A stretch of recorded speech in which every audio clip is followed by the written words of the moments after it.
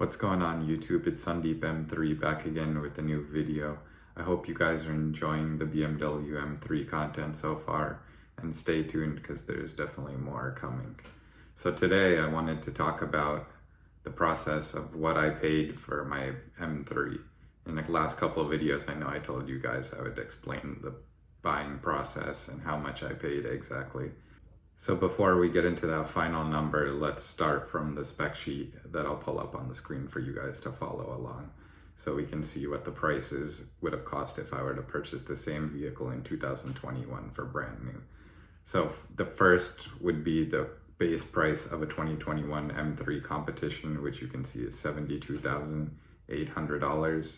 I know now in 2024, if you're watching this, it's increased by a couple thousand over the past years.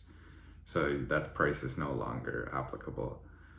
But the base option for black sapphire metallic would be $550, followed by the full leather interior Kailami orange, which is another $2,550.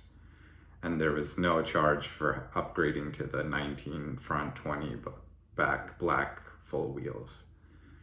Next up is the Driving Assist Pro package, which includes the adaptive cruise control and active driving assistance, all those traffic features. It basically self-drives like a Tesla.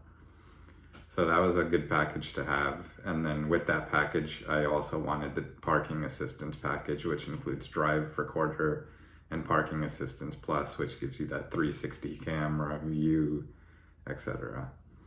And then definitely another one is the executive package. This you get the basics, as you can see, like remote start, Wi-Fi, heads-up display, heated seats, steering wheel, power tailgate, and as well as the important laser lights that you need.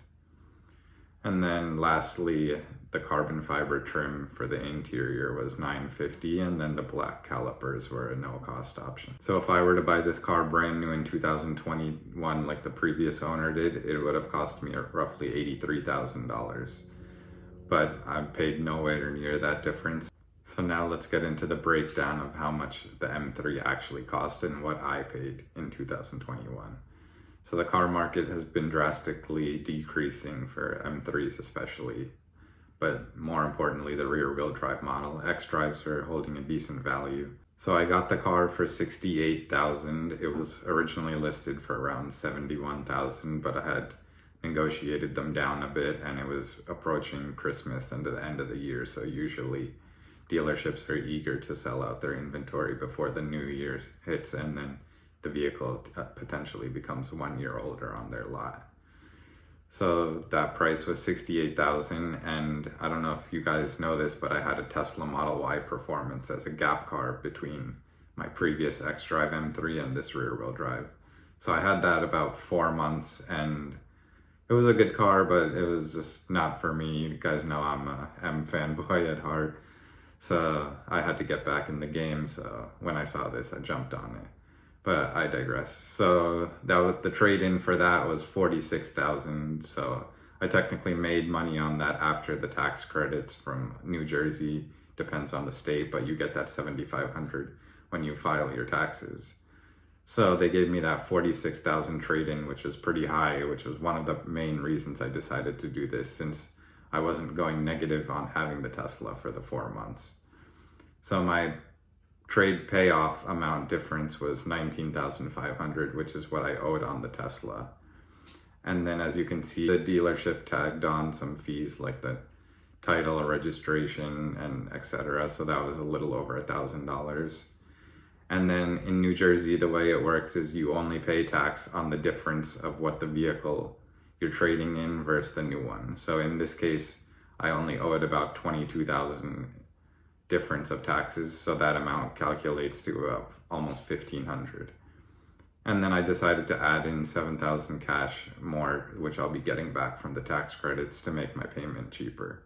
So the total finance amount I did was $37,000, and the interest rates are really bad right now, I'm sure you guys know.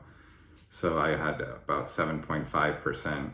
So that $37,000 with that interest calculates to $646 a month. And then I have insurance through New Jersey through my wife's policy. So that's about $125 a month. So my total monthly cost is less than $800 a month compared to what I was paying before was $1,400. So I'm saving a big difference. So that was one of the reasons I decided to get back into the M3. Do you guys think I got a good deal on this with all the given packages and options that it's currently spec'd with? Would you have gotten something different like the X Drive, or would you be happy with the rear wheel drive for this price?